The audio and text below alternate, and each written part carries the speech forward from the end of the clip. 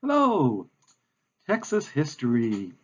Moving on to Spanish missions. So, if you may or may not remember that the Spanish had run across Texas on their journeys of exploration in the New World, looking for many cities of gold and Indian civilizations to conquer and resources to perhaps make Spain rich. Pineda, in the early 1500s, 1519 or so, was sailing around the coast, by the coast of Texas, mapped that out. A few short years later, the Vaca, one of the Spanish expeditions from Florida, had failed, and he and some of his castaways washed ashore near Galveston Island, and they spent several years basically as prisoners of the Indians until four of them managed to escape to Mexico. There they mentioned that Texas was perhaps great agriculturally, but they had really seen no signs of cities of gold, yet they had heard rumors of those cities of gold. Meanwhile, some other expeditions in northern Mexico had heard rumors of cities of gold. And so in the 1540s, Coronado led an expedition from Mexico into what we now know as the panhandle of Texas, looking for cities of gold. Of course, the Spaniards never found cities of gold here in Texas, but they did manage to claim a lot of Texas. Coronado claiming the northern part of Texas, Oñora in the late 1500s claiming the Rio Grande Valley for Texas, and the area around what we now know as El Paso for claiming it for Spain, excuse me, not claiming it for Texas, but claiming Texas for Spain. The Spanish were not too interested in further exploration until they heard about the French who had arrived. What they didn't know was the French arrived by accident when the La Salle and his expedition missed the Mississippi River by 400 miles and landed near Matagorda Bay near Corpus Christi. That French expedition and the little settlement they built was wiped out by a Carranco Indian attack shortly before the Spanish discovered it. But for the Spanish, this was not good. It was not good that other European powers might be interested in their land, at least the land they claimed. Obviously, the Indians certainly felt it was their land, but the Spanish, they claimed it was their land and certainly did not want any other Europeans trespassing on their land. And so Texas became somewhat important, basically as the borderland region, as it was called. Basically, and to control the borderlands, to make sure that basically no other Europeans like the French or maybe the English or others might penetrate into their gold and silver fields in Mexico and South America. They wanted to make sure that Texas was used as a tripwire, sort of as a wall to keep others out. So to control the Texas borderland, eventually the Spanish built these four types of settlements. They built the missions, which are religious communities, presidios, which are military bases, towns, obviously small villages, usually with farmers and merchants, and ranches, generally around the small towns. As far as the missions are concerned, again, the missions were developed as a response to other countries beginning to settle in what was Texas, that is, to keep other Europeans out. The Christian Church, the Catholic Church, the Roman Catholic Church, certainly wanted to Christianize the native here in Texas, but the Spanish government had an even bigger role for the missions, and that was, again, to basically claim the area for Spain and to keep other people out. Generally, the Spanish would build their missions near river to ensure a good water supply. And by the way, the missions were not just religious institutions. It wasn't just a church. There were other areas around the church, some dormitories for people to live in, some workrooms for various workmen and craftsmen, some barns, some fields, and other things like that. Of course, the missions would be teaching the Indians Catholicism, Roman Catholicism, and also perhaps teaching them Spanish as well. Of course, once you taught them the Indian Spanish, it was much easier to teach them your religion, as the Spanish would find out. So once the missions were established, you would generally erect a presidio, a fort, a military base nearby. And the soldiers in these bases were generally responsible for protecting the missions.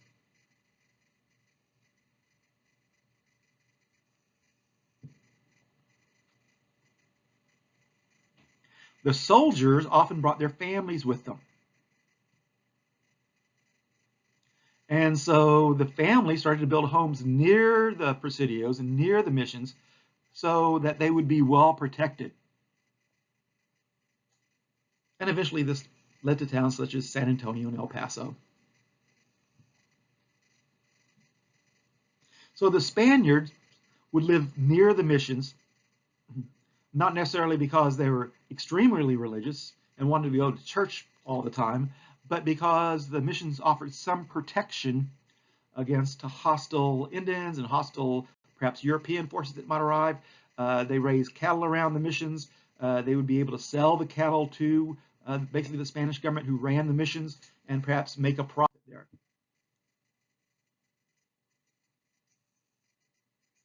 So several designs of missions, which usually took several years to build.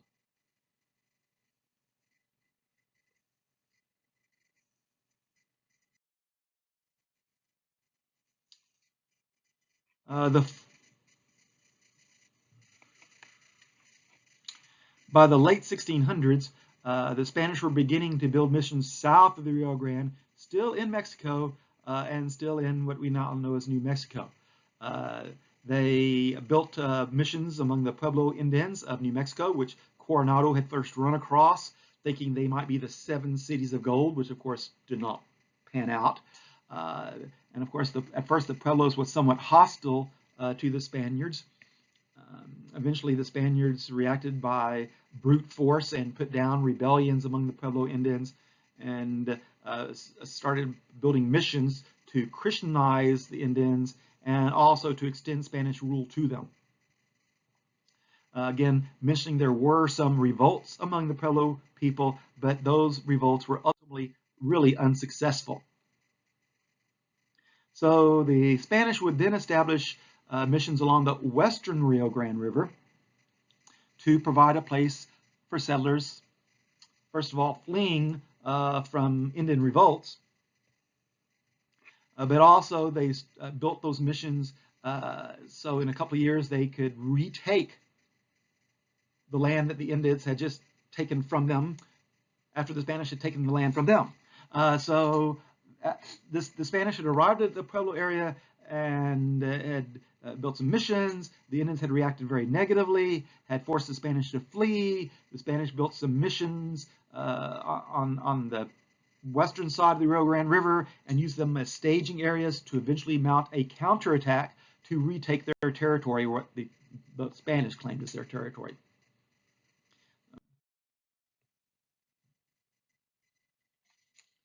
That's why the first Spanish mission to be built in Texas was near, and I think today actually is included in the borders of El Paso.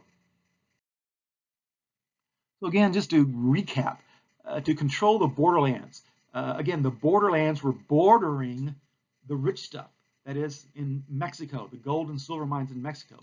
And the main purpose of the borderlands was to keep other Europeans away from the Spanish, well, now the Spanish gold and silver.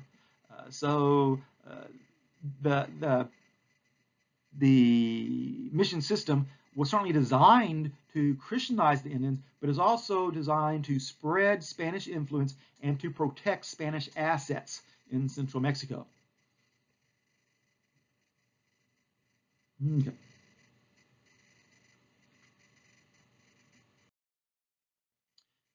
One of the reasons the Spanish had started thinking about building missions, of course, was the French.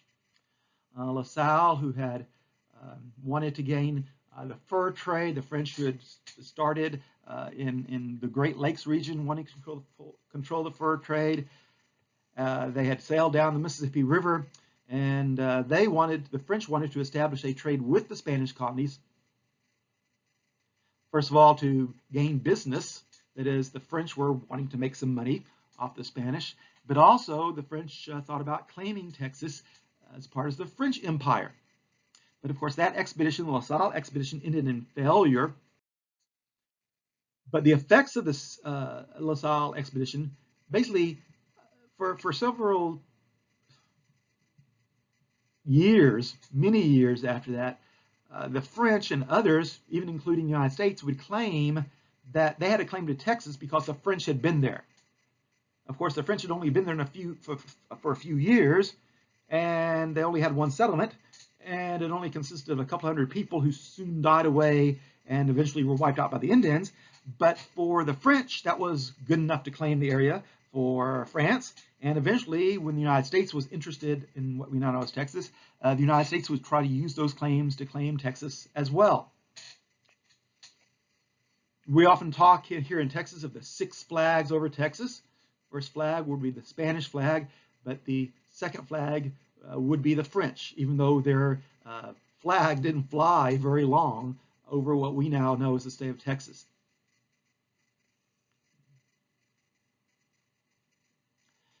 Having discovered what had happened to La Salle, having discovered what happened to Fort St. Louis, the Spanish decided that one French settlement was enough and that they did not want any more French around. And so they would start building missions in East Texas, again, yes, to Christianize the Indians, but also to expand Spanish influence and to keep those pesky French out.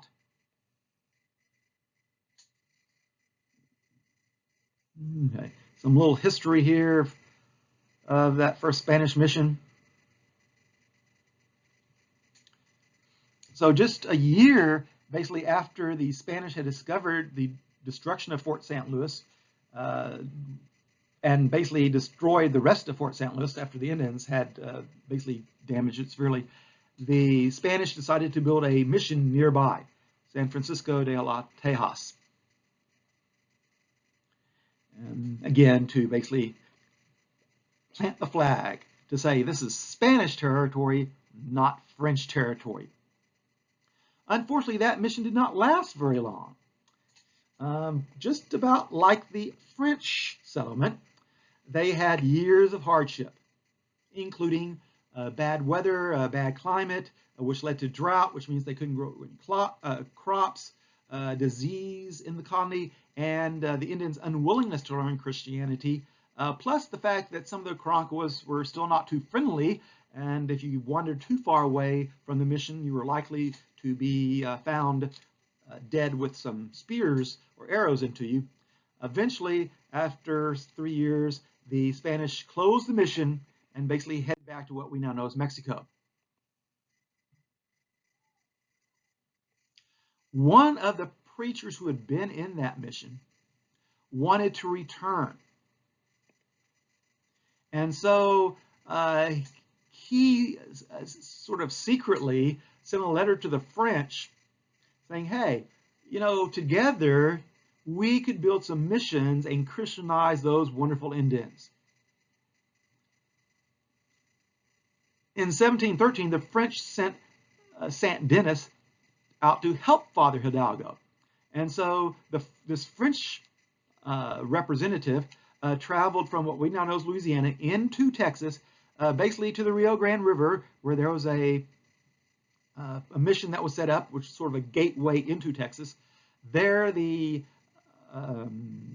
Presidio officer became very suspicious of this French guy. I mean, why is this French guy way down here on the Rio Grande River?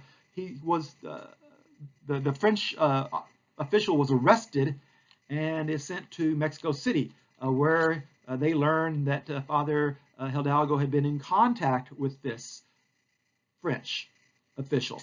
And two things happened. One, this really worried the Spanish that the French might try to come back and claim this area again, which, as we'll see, will spur the Spanish to start building many missions in East Texas. But interesting enough, the Spanish also reacted in an interesting way. They actually hired Saint Denis away from the French.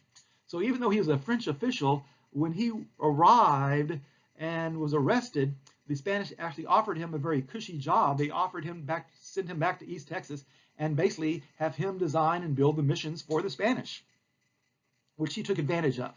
Probably the alternative to that was probably to rot away in a Spanish prison, which was probably not a very good alternative. So Saint Denis said that he would help them build those missions in East Texas. Unfortunately, a few things happened in those first missions. First of all, they were far away from anybody. Location was remote, very hard to supply these missions with food or any other type of supplies. Then again, the weather, Texas weather, you never know. Some years it's awesome and some years it's not really awesome at all. So within just a few short years, after trying to establish these missions in East Texas, they had floods, sounds familiar, droughts, especially, of course, during the summer when it's scorching hot, and disease. Well, that sounds familiar too. Besides that, there was some internal fighting among the Spanish over where to build the missions. Plus, of course, the Indians, the Catos and others weren't too interested in being instructed by these new but less than interesting people as far as the Indians were concerned. And they weren't too excited to move into a mission to be controlled by these Europeans. And so the Indians did not exactly rush to join up into the missions. However, if you're establishing missions in East Texas, that's a long way from Mexico. And it's a long way from the missions along the Rio Grande. So the Spanish decide to set up a halfway point. So if you're going from the Rio Grande River to East Texas, towards the Louisiana border, in other words, the Spanish found a very nice little river and some streams and set up a mission there in what we, of course, now know as San Antonio. It had a mild climate, at least at the time they established it, and again, located by a river for fresh water. And it became the site of the most successful Texas missions and settlements. So a little pop quiz that you may now take a look at. We'll wait a few moments. Which of the following is one of the three main goals of the Spanish mission system? Was it A, protect borders, B, spread Christianity, C, A, and B? If you chose C, you are correct. And I'm sure you'll win a valuable prize sometime in your life. Number 2, the first Spanish mission in Texas was built on this date. A, 1682, B, 1542, C, 1492. A is the correct answer, or C is Christopher Columbus, so hadn't even run across Texas by that time. Number 3, the first Spanish mission built in Texas was called, and then you have your 3 categories. If you chose B, you are correct again. More valuable prizes headed your way. And finally 4, the first Spanish mission built in East Texas was actually San Francisco de los Tejas. So if you got all those right, congratulations, you've won the valuable prize of an education. I know, pretty exciting. Now, even as the Spanish start to establish missions in East Texas and start to establish a halfway point in San Antonio, a war in Europe breaks out between France and Spain, and that affects Spanish missions in Texas. Basically called the Chicken War because of the children's game of chicken. It caused the Spanish to abandon East Texas. The French actually only had about 100 soldiers in what we now know as Louisiana, but they did manage to capture one of those East Texas missions, And those mainly because there was only like 5 people there. Once the Spanish were captured in that mission, they managed to actually sneak away in the middle of the night and go to warn other missions in the area that the French troops were on their way.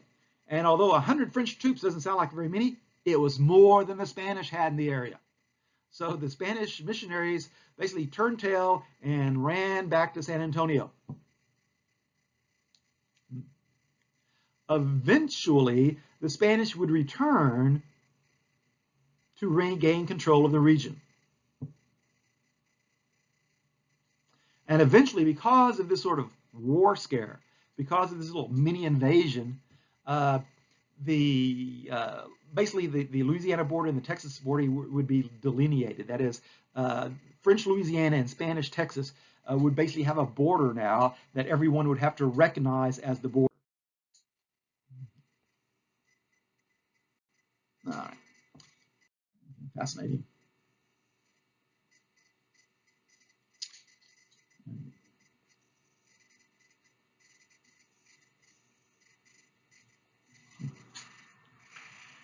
So despite what the slide tells you, the first effort for the French and Spanish to work together really didn't work out. In fact, Saint Denis, who was the Frenchman they hired, basically from France, to build their missions in East Texas, eventually he decides to go back to work for the French. Again, the Spanish priests who worked in the missions, they were always concerned with trying to Christianize the Indians. And the French, now in Louisiana, they were always concerned in trading with the Indians. So in the French Empire, in New France, most of their money was made trading with the Indians over skins, over furs, and other materials the Indians had. And the French would give the Indians manufactured items like knives made of metal or hatchets made of metal instead of stone. And this trade was very profitable to the French because they sent those fur, skins, and other Indian artifacts back to France and Europe, and they made a very good profit off that. And so the French wanted to do the very same thing here in Texas. Even though the French were now in French Louisiana, they basically wanted to come into Texas and trade with the Indians. Naturally, the Spanish did not appreciate that. First of all, because if anybody was going to make money off the Indians, the Spanish thought they should be making the money. And second of all, they didn't trust the French to leave once the French traders came. And so, in response to the French mini invasion, the Spanish built 6 new missions in East Texas, and soon would have presidios by those missions with soldiers. So eventually, we would have successful missions at San Antonio because it's a nice halfway point. The Valero mission there, which of course part of the wall there we now call the Alamo, mission in East Texas, the Nacogdoches mission, and a mission that's just across the border in Louisiana, which served as the capital of Texas for a while until they actually figured out the border between Texas and Louisiana. And a mission at Goliad, which interestingly, the Spanish had started building on a beach, La Bahama, which basically means beach, and eventually they started moving this mission, and eventually they moved it further inland, and even basically it was called the beach mission, and it wasn't on a beach anymore. It was a station at Goliad. They still kept the name of that. So that was another successful mission. Unfortunately, some of the other East Texas missions failed for a number of reasons. One, because of disease. When the Spanish hooked up with Indians, when they brought in the Indians to teach them Christianity, when they went out to trade with them, when the French perhaps traded from Louisiana into Texas territory, they often brought European diseases the Indians had no immunity to.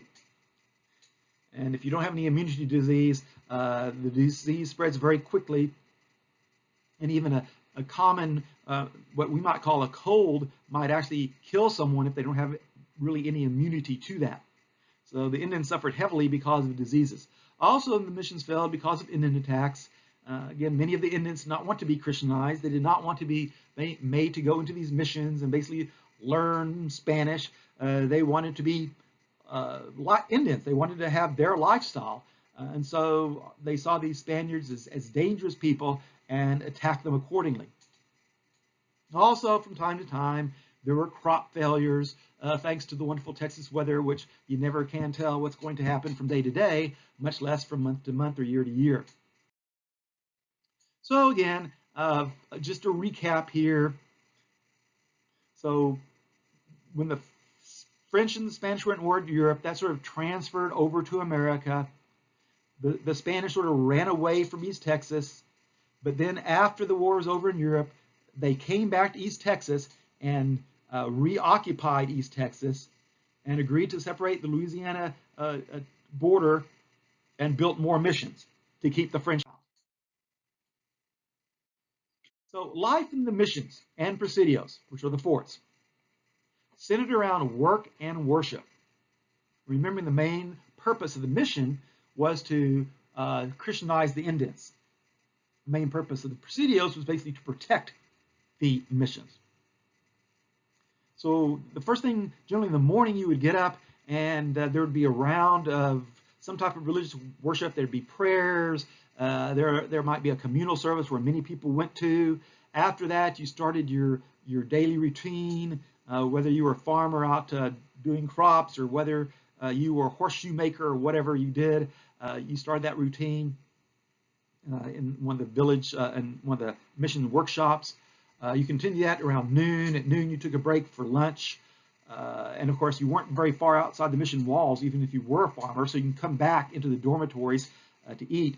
And after lunch, you went off to work again, eventually coming back that evening, where not only would you eat, but you'd also have another round of religious services. Sometime during the day, if you were the Indian, you would have some Spanish lessons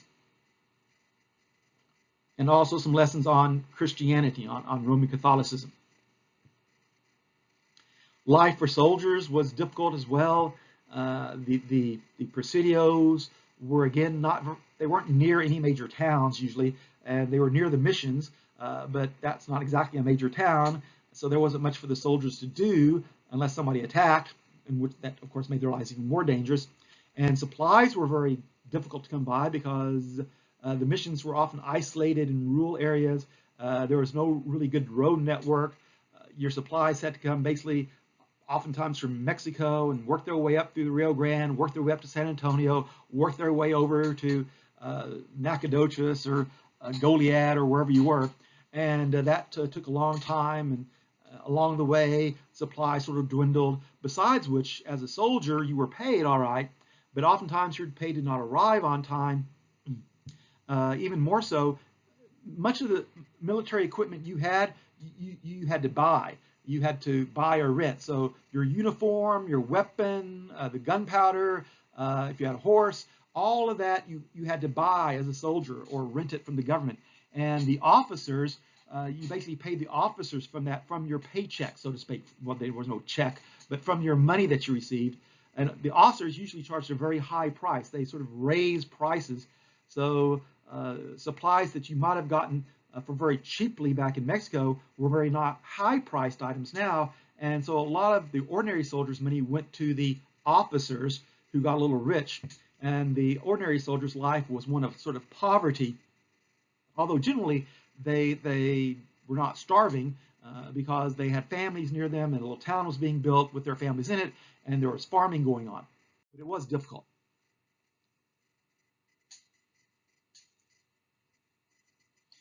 So missions were most likely to succeed if they had a presidio nearby. So they were built near a stream or river, and generally if you had a presidio nearby, of course that would mean that you would have protection against not only invading Europeans, but also against hostile Indian bands or groups of Indians who might just decide to take revenge upon you. So that was always very helpful because the presidio sort of kept trouble away. Obviously, if you're an Indian and want to attack someone, you want to attack someone that's unarmed. In fact, anybody that attacks anyone, the best scenario is you attack an unarmed person. So you certainly don't want to attack somebody near a military installation where soldiers can pour out and kill you. So even having the Presidio nearby was oftentimes a guarantee of mission success. So the military outposts, and the missions basically were built of what they had. So in East Texas, they were often built of wood. In West Texas, they were often built of adobe. And the Presidios had a chapel for the soldiers, although they could go to the mission to worship as well. Barracks for the soldiers, storage rooms, and a headquarter building. Again, the soldiers, sometimes they were barracked there for just for an emergency, but oftentimes as they had brought their families and the families had started building little houses, you might call them, around the Presidio, the soldiers were certainly allowed to go home. But oftentimes there was a contingent, a small group of soldiers that were always in the barracks ready for any emergency. Okay. So life in those settlements was interesting, depending upon where they were. Sometimes, I guess, they had diverse populations. So you had Spaniards, you had Indians, different groups of Indians. You had Africans who had been brought over as slaves, or there were also free Africans around as well. And basically, sometimes you had some French ancestry people who had sort of worked their way in because of Spaniards going over to the French side, the French coming over to the Spaniard side. So many of these settlements had a somewhat diverse populations as these groups sort of intermarried with each other. And these communities were basically based on farming and ranching. Those were two big things the communities were based on. Most communities were not built on a lot of trade. Of course, San Antonio had a lot of trade because it was the halfway point, and things were going to the missions and stuff was coming back from the missions, and San Antonio was a halfway to point to stop off. And so certainly there was trade in San Antonio, but there's also a lot of farming around San Antonio and a lot of ranching around San Antonio as well. And the social activities generally centered around the family. Right, the economy of the settlers mostly based on ranching and farming again. All right, let's see. So the first cowboys, vaqueros, okay, yeah, were basically Spanish cowboys. Of course, the Spanish brought their cows with them. They also brought pigs with them. They brought chickens with them. These are all things that came from basically the old world, that is Europe, Africa, and Asia, that the Spanish brought with them during the age of discovery, like Christopher Columbus and those explorers. And once the animals were released in North America, they oftentimes multiplied very, very rapidly because generally they didn't have any predators, because they hadn't been on this continent before, so other animals just sort of didn't know how to treat them.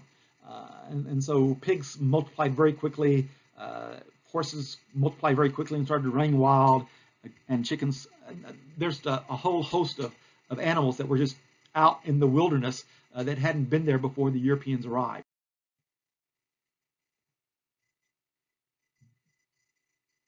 So as far as the government was concerned, basically you had a governing council, and the governing council enforced royal law, that is law coming from Spain, but they also enforced local laws that were important in your area. Again, because of course many areas of Texas are different from each other. They have different needs. Of course, they have different geographies, and those different geographies often lead to different needs. And so there's a need for local laws as well. And also there's always a question of how do you take the royal law that's coming from Spain and make that work in your community of Goliad or San Antonio or Nacogdoches, because those areas are far removed from Spain. Obviously, the Spanish king in Spain might make a great law for Spain and send over, says, here, obey this law, and it might not work out well for Texas at all. So these governing councils had quite a degree of latitude. They had a great degree of discretion on exactly how they enforced the law here in Texas and in their communities. So the main leader served basically as sort of a combination of people. One person served as mayor, sheriff, and judge, at least a judge of small cases. So that person had a lot of power that we sort of spread out today, but there simply weren't many people in these communities to begin with. So it didn't really make sense to have like 3 or 4 or 5 or 6 government officials when you could have one government official. And one of the reasons was because government officials had to be paid based on sort of local taxation, and that means if you didn't have many people, your community could not support many government officials.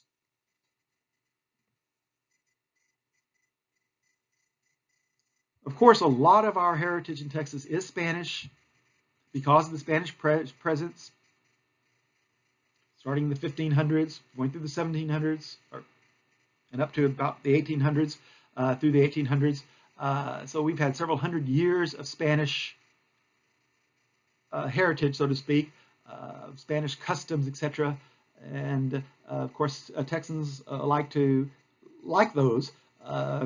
It's sort of in many areas the Spanish used to control, you have many of the same customs, but of course sometimes those customs are different than areas, for example, along the East Coast where the English originally controlled those areas. Obviously, some of these cultures are most apparent in music and food, among other things.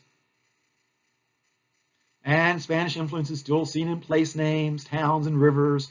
A lot of that stuff the Spanish named, and people just kept using it for several hundred years. And so eventually, once Spain lost control of the area, people just kept on using those Spanish place names. A few of these Spanish missions are still active churches. I believe one in for example, El Paso is still an active church, but most of them are closed down. A lot of what had been the churches, those what left over, so to speak, they're still around. And oftentimes, as you drive by in Texas, there'll be a little plaque and there'll be a little road sign saying, mission so-and-so is over here and mission this and this over here. And you can go visit what was once a Spanish mission. Some missions are, of course, better shaped than others, especially in large towns like San Antonio and El Paso, where government officials have money to make sure those areas are kept safe and kept clear of any destruction and perhaps even partially rebuilt. So and of course the Spanish, to get to these missions, would start sort of a rudimentary road network coming up from Mexico. Most of the roads led to San Antonio, and then most of those roads led from San Antonio either to the east coast of Texas or to the Gulf Coast. All right, so examples of Spanish influence. Again, there's several of these influences all around us. I mean, you don't have to go very far to find Spanish place names here in Texas. Many people here in Texas have a great Spanish heritage in their family. Many family names are still based on Spanish names. And then, of course, Texas celebrates this. The Spanish were here for several hundred years in a very rugged land. They didn't have much help. They were often facing very hostile natives. They were facing terrible odds. They were facing Texas weather without air conditioning, for example. And so we honor these people. We celebrate their heritage. And it's still important for us here in Texas. So eventually, as we'll see, the border of Texas and Texas is split into different provinces, but this comes later on. The most important thing is to realize the Spanish built the mission system first to Christianize the Indians, but also to claim the area for Spain and to keep other European people out.